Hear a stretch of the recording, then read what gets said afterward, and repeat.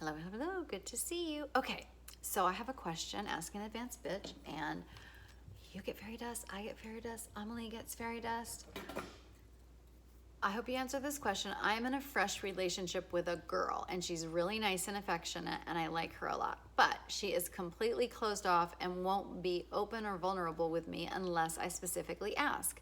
Is it worth to stay with such a person and hope that she will open up, or is it a lost cause and I should keep looking?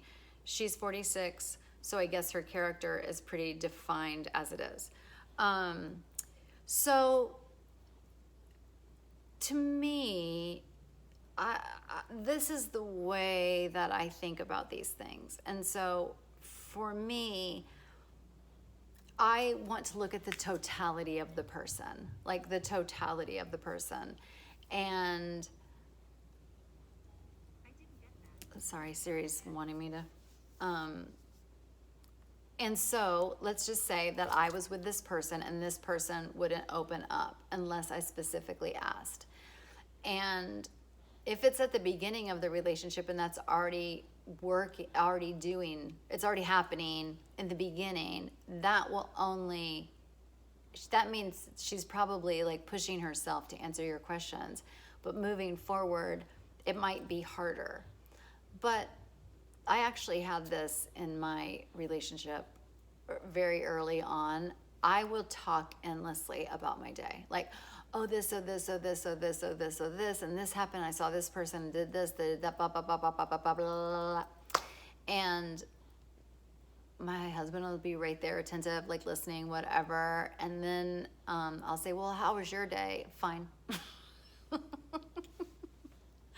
And when I was first with him, I was getting a little pissed off about that because I'm like, and also I feel guilty. Like I'm telling you all this stuff about me and my life, and it's probably boring, and like, and I'm not able to give you the same service. I'm not able to support you.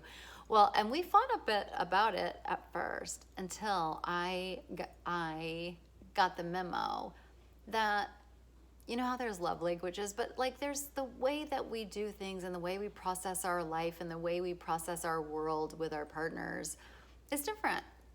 So he loves listening to me, but he doesn't, it's not in his nature to just come out with it. So I have asked specific questions, but a lot of times those are met with one word answers. And so, like I said, at first I was like, well, is this really healthy, or, what are we doing? And, a lot of some drama around that. And when I just got, it's like, I'm asking him to do something that's not him. Like I'm asking him to perform for me. And so that's when I say, like, I take the totality of the person. On my whatever vision board of the dream man doesn't have like he'll share his day with me. It doesn't have that.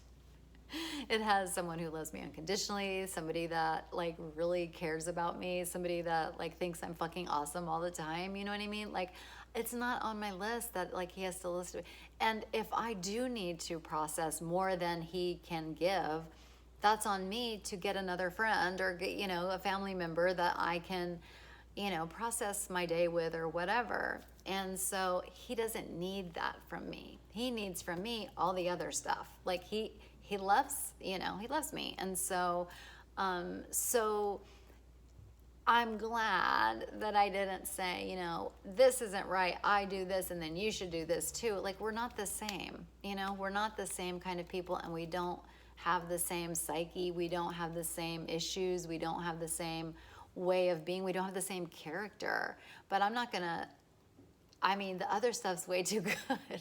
And ultimately I don't need that. I've got a therapist. Do you know what I'm saying? Like, and I know that if something has happened that he will tell me if it's important. And sometimes I'll say like, I'm just kind of curious, like, so what kind of thing did that, and then he'll answer and we'll engage, but it's just not his way. And so, so I honor that, and I'm not going to try to change him. I wouldn't want him to. He is perfect the way he is. I don't need to get in there and do anything, to make him be different. So that's what I mean when I say the totality of the person. You know, what if it's just that person's style? What if it's just that person's upbringing? It could also be a cultural thing. There's cultures that aren't like that. And it makes me wonder some about me being from the South and him being from the North, like, you know, from Boston, like there's something there too. You know, we're just not, it's just not the same. And so I would chalk that up to, oh, we have differences. We have differences in our need to share our day. We have differences in the need in how we're going to do, you know, how we're going to, you know, communicate with each other just about each other's lives. And that's just not, he's not interested in that one. And that's fine. That's perfectly fine. But I'm not going to, I mean, he's he's amazing. And again, it's up to me to get those needs met if I have them from somebody else. Okay, so let's talk about the ladder of trust. The ladder of trust, which if you want to learn how to use the tool, it's in my Fairy Godmother Academy. Me and Ann just named that today. Okay.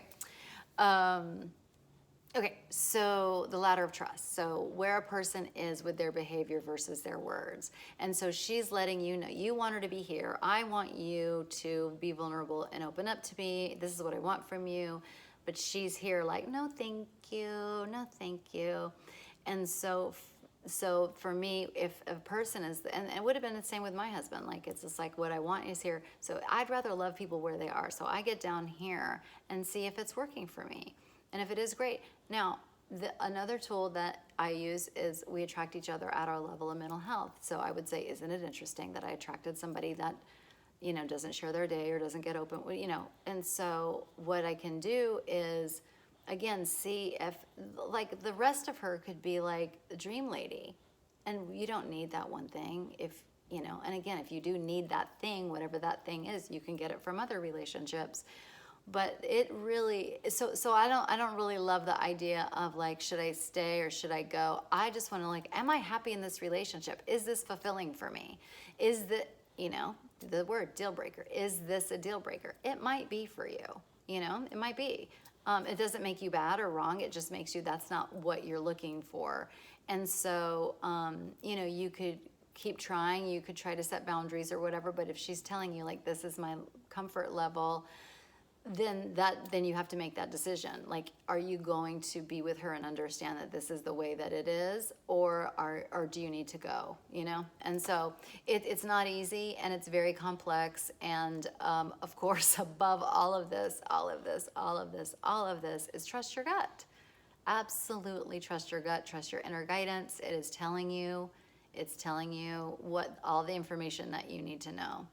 And so I hope that was helpful. If you need to ask a follow-up, please feel free. But the other thing is, when my husband met me, I was a mess. Like, I was a mess. I was still relapsing in my eating disorder. And, you know, he decided that it was worth the work of waiting on me to heal that. But he saw me go to therapy every week. He saw me go to endless meetings. He saw me go to treatment. Like, so he saw that I was working on getting better. And so, you know, she can grow. It's a possibility, but you have to, you know, my husband saw my behavior of, you know, going to meeting, like I was doing all the actions so I could stop the behavior. Sometimes successful, sometimes not. So I don't want you to think that she also doesn't have that potential to change and grow. So, but it could be a deal breaker. So again, trust your gut, that's what I would do if I were you, trust your gut. Okay, I hope that was helpful. Bye. What am I saying? I hope that was helpful. Bye. Love you, bye.